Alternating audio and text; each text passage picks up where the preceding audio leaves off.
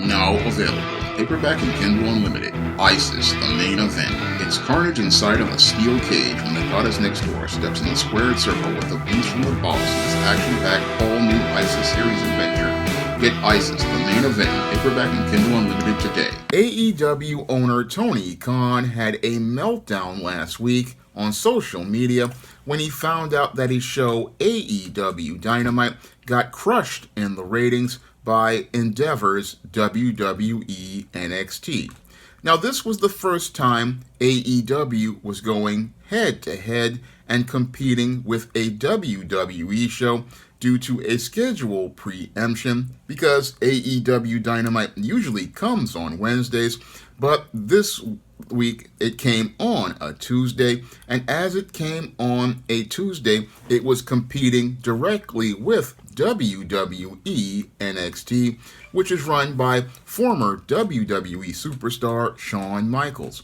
Now, for this head-to-head matchup, it made a lot of people eager because it really reminded them of the Monday Night Wars of the 1990s, when WCW Monday Nitro would be competing with WWF's Monday Night Raw. And for both of these shows going head-to-head, Tony Khan thought that he had a product that would allow him to be competitive. However, Shawn Michaels, with the help of Triple H, bringing in legendary WWE superstars such as John Cena and The Undertaker, and also having current overstar former AEW wrestler Cody Rhodes on NXT, led to WWE NXT crushing AEW Dynamite in the ratings, and this basically wound up frustrating Tony Khan because WWE NXT isn't their main show or the main roster of wrestlers. No, WWE NXT is the show that is the under show, and it is the show that features the future wrestlers who have not gone and graduated to the main roster. So this was extremely embarrassing for Tony Khan and AEW Dynamite, which features most of their top stars, including the newly hired Adam Rated R Copeland, and for them to get crushed in the ratings was a major embarrassment for AEW, which oftentimes tries to present itself as an alternative to WWE and tries to make it look like it can go out here and compete directly with WWE. Now, there was a time back when AEW first started in 2019 when AEW was a show that was able to go out here and regularly crush NXT, the WWE's secondary show, and it was able to do that due to the leadership that was in charge with Cody Rhodes. Now, Cody Rhodes, when he was one of the executive vice presidents, looks like he had a major impact on AEW because the product was a lot more consistent. Moreover, there was a lot more harmony in the entire backstage, so the product was a lot better than what is currently on AEW right now. Now, Tony Khan was really upset about AEW getting crushed in the ratings, and what he doesn't see is that the reason why AEW primarily got crushed was due to him being someone who really has not focused on a major issue that has undermined AEW since the beginning of the wrestling league. Now, the big problem over at AEW has been storytelling, and the problem with AEW under Tony Khan is that Tony Khan just never knew how to tell a story. That's one of the advantage that Shawn Michaels has with NXT, is that he is a master storyteller, and he knows how to go out here and tell great stories that make us care about what's going on in and out of the ring. But with AEW, the problem is that while you've got a lot of great wrestlers with great talent, unfortunately, there is no storytelling to really connect us to a character and make us care. And Tony Khan, even though he has some of the best wrestlers on his roster, like Keith Lee and many others like Adam Rated R. Copeland, has a problem with being able to go out here and tell a story. And without stories, the audience really cannot follow anything as related to the matches, and that's what has undermined AEW as related to its booking. AEW's booking is really slipshod and erratic, and we really don't get to know characters and their stories because Tony Khan, what he will do is go out here and hire a former WWE wrestler or an indie wrestler and debut them in a period, and then we won't see them for weeks, and that really destroys the momentum of that wrestler in order to get over with the audience. Because the ultimate goal of a wrestler when you put them on TV is to introduce them as a character and let the audience get to know them. And as the audience gets to know them, they start to get over with the audience. And as they're getting over with the audience in the feuds that they're having with other wrestlers, this makes us care about this wrestler and their goal to go out here and either squash their opponent in a lower card feud or go on a quest for a title in a mid-card to upper-card feud, or to go out here and have other kinds of feuds. That's the big problem with AEW, is that Tony Khan never gave us a story, and this is the main reason why he got crushed in the ratings, because he's gone out here and really put out an inferior product as related to wrestling, because if you don't have characters and stories, then the audience just loses interest, and that's what's happened at AEW. Now, what's even more embarrassing about this whole situation regarding AEW is that Shawn Michaels and Triple H basically took wrestlers that used to work at AEW and did a better job of presenting them than Tony Khan ever did. Now, Brian Pillman Jr. used to work at AEW, and Tony Khan basically did not see him as an asset and did not look to book him as any sort of star. And this legacy wrestler of the legendary Brian Pillman Sr. was somebody who could have easily been a star as I saw it, but Tony Khan didn't invest any time with him. No, instead of him looking to invest in a legacy wrestler, he put him in a team with Griff Garrison as the Hollywood Blondes on AEW Dark, the YouTube show, and had him do jobs. And also then, as the team broke up due to Garrison having an injury, then put him in jobs and then put him on TV for about 5 seconds. And then as Brian Pillman Jr.'s contract came up, he just decided to let it end and moved over to NXT. And that's where Shawn Michaels went out here and in one video package introduced the audience to Brian Pillman Jr. under the name Lexus King, and this basically got more attention than anything Tony Khan did with Brian Pillman Jr. in the 4 years he worked at AEW. Again, showing that Tony Khan really doesn't know how to go out here and book talent, and he also doesn't know how to package talent, because when you have a wrestler and you have them out here, the first thing you want to do is go out here and create a package to introduce the wrestler to the audience, to let them know that this person is important. This is an issue I've had with AEW as related to the way they handle a lot of their wrestlers.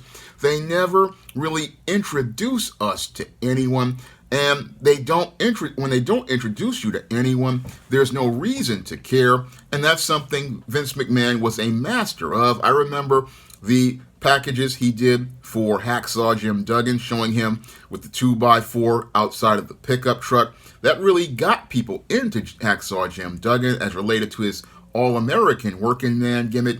And I also remember the iconic Razor Ramon videos, which basically introduced us to this character of Razor Ramon and gave us this larger-than-life character that we were eager to see come to the ring. Now, most people know that Scott Hall was the Diamond Stud in WCW, and he was also going under his own name before that in the AWA, but the way Vince McMahon packaged Scott Hall as Razor Ramon made him into somebody you knew was important, and those video clips and packages really drew you in and made you see, hey, this guy is somebody we need to look out at and somebody we really need to get to know. That is a problem over at AEW, where they'll have these beatdowns by the heels, and then you'll have a guy just come out of nowhere, like they did with Keith Lee and Saraya. Again, introductions that really didn't make us see that these wrestlers were a big deal.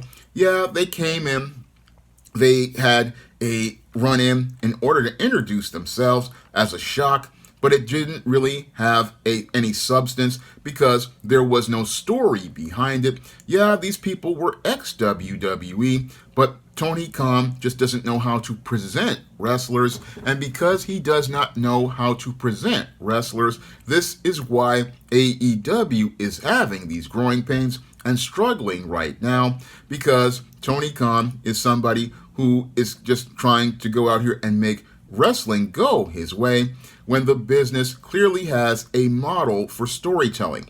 Now, Tony Khan, what he likes to do is go out here and find these obscure wrestlers from Japan or organizations like New Japan Pro Wrestling, guys like the Bullet Club, and bring them out, and he thinks they're a big deal, but most of us don't care about the Bullet Club because the Bullet Club really was not introduced in a proper fashion. Yes, Tony Khan likes guys like Switchblade Jay White and Juice Robinson and the Guns, but we don't really care about Bullet Club Gold because Bullet Club Gold really has not been introduced to us in a proper fashion, because when you're out here, again, you want to have those film segments to introduce the audience to the wrestler, and then after you introduce to the wrestler in a debut match, then we have a reason to care, and that's something Tony Khan doesn't get because he's used to having guys come in and do a run-in as a shock, but having a guy do a run-in as a shock isn't a story. No, it's not a story, and it doesn't draw you in. And I can think of so many different matches that could have been better. I mean, Orange Cassidy had the legendary international championship run, but it could have been better had there been a story. I mean, Orange Cassidy was supposed to be known as a bit of a sloth and a slacker, and I would have thought that you would have had the heels going out here saying, this guy's real lazy, I can beat him easily, and that would be the setup for most of his matches, and him basically trouncing all of these guys on the roster. That would have been a nice build into a feud with Jon Moxley, and him beating Jon Moxley would have been the thing that put him over as AEW's next megastar on the road to the AEW championship, but Tony Khan fumbled the ball on Orange Cassidy, and even though he had a great run by having Jon Moxley beat him, and the AEW International Championship fell into the same abyss that the TNT title fell into after Jon Moxley got injured in his match with Rey Fenix. And again, the common denominator as related to AEW getting trounced by NXT is Tony Khan, and instead of him going out here and taking a critical look at the place that he has issue with, the booking, what he did was go on a temper tantrum on Twitter, calling Triple H and Shawn Michaels bald a-holes, but calling them a-holes doesn't help the problems over at AEW, because the problems over at AEW all begin and end with Tony Khan, who really has not understood something I learned from Chef Gordon Ramsay from his show Hell's Kitchen, where he talks about either you run the kitchen or the kitchen runs you, and it's clear that Tony Khan doesn't run AEW. No, AEW is running Tony Khan, and that's why AEW's ratings have taken a dive as related to most of their programming. It's taken a dive as related to most of their programming because Tony Khan just doesn't know how to go out here and tell stories that draw you in, and he's fumbled so many great wrestlers like Brian Pillman Jr. and Jade Cargill, and Jade Cargill is a major embarrassment when you really think about how she was handled. I mean, Cody basically had brought Jade in to become a major player in AEW and set her up for success, but because Tony Khan could not execute on Jade Cargill to make her a credible threat, she wound up stalling for 2 years, even though she held the TBS championship, and she wound up stalling because Tony Khan would not really book her against any sort of formidable opponents to show that she was a credible threat. And even after she lost the TBS championship after holding it for 2 years again and beating up the same jobbers like Layla Gray and Red Velvet over and over again, she lost it to Chris Statlander. And what they didn't do when Jade Cargill was go out here and book her to go out here and start having feuds with the A-list women like Hikaru Shida and Britt Baker and many of the women up there who were considered to be the higher women on the roster.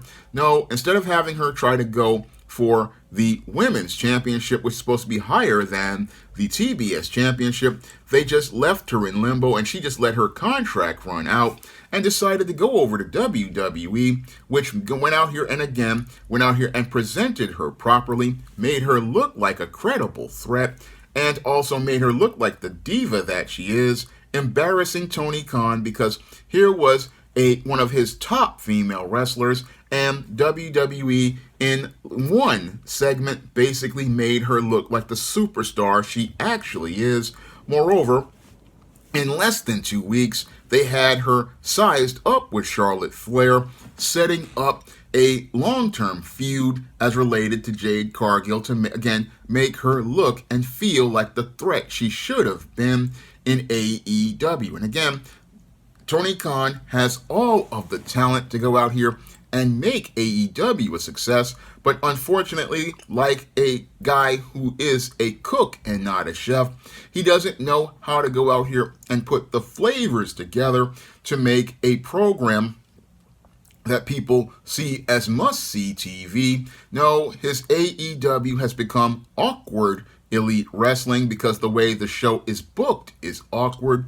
I mean, when I look at the way Vince McMahon and Triple H book WWE, they always have their main event up front. I mean, MJF is all the way in the back, and he's basically looking like mid-card instead of looking like the main eventer he is. And when I look at WWE, they always open with the main eventer when they used to do Raw and SmackDown back in the day. And even today, they always try to open with the top of the card to introduce everyone to the story of the episode. And then they get into the smaller card wrestlers. And the whole goal of the show is to, again, show that the main event is a big deal. But MJF, almost a year into his title run, doesn't feel like he's important. No, he feels like he's in the background due to Tony Khan's crap booking. And what's happened is he's been overshadowed by his latest acquisition, Adam Rated R. Copeland. And that's not how you run a show. No, your main event needs to be center in the show. And other guys who are on the lower part of the card need to be opening up the show to show that there's storylines being built, and other mid-card titles need to be built up, something Tony Khan doesn't do. No, he runs AEW basically like a vanity project, and because he runs it like a vanity project, this is why the ratings got crushed by NXT, because NXT basically is run by guys who have confidence and believe in their talent and also care to go out here and tell a story. Now, Tony Khan basically has been running AEW the way a beta male would, and his reaction to getting crushed in the ratings is the thing that a beta male would do: go out here and rant on social media and then later on talk about his mother. Again, this is complete bitch behavior because a man will look at it, his whole situation, realize that, hey, I'm not doing something right. If I'm getting crushed in the ratings, then there's clearly something wrong with my product. Moreover, if talent that I have, like Jade Cargill and Brian Pillman Jr., are jumping ship over to WWE, then there's something wrong with the way he's doing business, and that really showed at the Wembley Stadium event All In, where CM Punk basically went out of control and threw a tantrum at his event. That shows that CM Punk did not respect leadership at AEW, and that's the big problem that Tony Khan has, is that while he is a boss, he is not a leader, and that really shows with the product he presents. And instead of him looking to try to show that he can be a strong leader and go out here and rally his wrestlers, what he does is go on social media and throw a tantrum, showing people that they do not need to respect him. Again, the way he was acting on social media, throwing this tantrum, was embarrassing to AEW, embarrassing to the image of AEW, and showed that he really is not fit for leadership, because a boss or a leader is supposed to go out here and rally his guys, and he's supposed to have a vision for where he wants to take talent. But all Tony Khan does is scavenge the future endeavors, and as he scavenges the future endeavors, he looks to hire them to get a cheap pop, and hires them to get a cheap pop, but then does nothing with any of those wrestlers. And that's a shame, because he has so many great wrestlers working for him, like Keith Lee, like the Murder Hawk Monster, like Abaddon, and many others out there, like Willow Nightingale, and again, Sky Blue. So much great talent. And I also talk about Dante Martin, who's injured right now. Again, he has the talent to make a top-level wrestling organization, but instead of him looking to craft new stars like he could have with Wardlow, what he does is try to push former WWE superstars and New Japan wrestlers, and this is where AEW just falls completely apart. And this is where Adam Edge Copeland basically made the worst decision of his life signing up with AEW, because Adam Copeland thought, oh, I've wrestled everybody in WWE. I've had a 25-year run with WWE, but I believe he made the biggest mistake of his career signing up with AEW, because AEW, yes, they do pay very well, but they don't really go out here and utilize their talent effectively. And Adam Copeland, basically, while he wants to work full-time, will be frustrated because he's going to wind up in the AEW limbo that Miro is currently in right now, where they really don't know what to do with him, because Tony Khan doesn't know how to book heavyweights, and he also doesn't know how to book talent at all, because he has so much great talent, but again, no vision and no creativity. And because he has no vision and no creativity, he gets frustrated and wants to explode on the internet, then want to talk about his mama, instead of being a man and understanding, hey, my product is crap due to the way I randomly book matches and have no story and no build, something people have been complaining about as related to AEW for the last 4 years. I mean, I have made multiple videos talking about how they don't go out here and book their talent into feuds, how they don't go out here and build up matches, how stuff just happens randomly. I mean, you get gold like Tony Storm, which is doing with this new character, and instead of turning that gold into platinum, Tony Khan turns it into crap. And he turns it into crap because he doesn't know how to go out here and build up a wrestler as related to telling a story with their characters. No, he picks favorites like the Young Bucks, Hangman Page, and the Bullet Club Gold, pushes them to the moon, Meanwhile, the talent with potential winds up going nowhere. And again, he's expecting to get super ratings, but you're not going to get super ratings if you go out here and put together a mediocre product.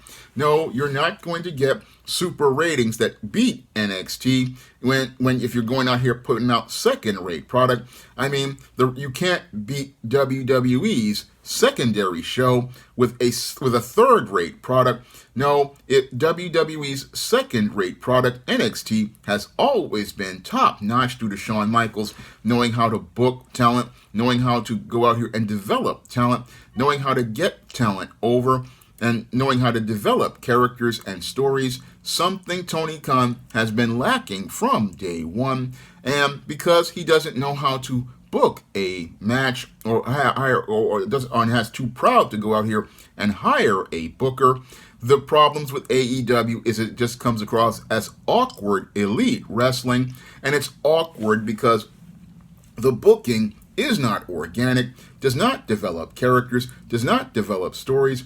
Nobody cuts promos. I mean, you have wrestlers who are super over and they never talk to the audience.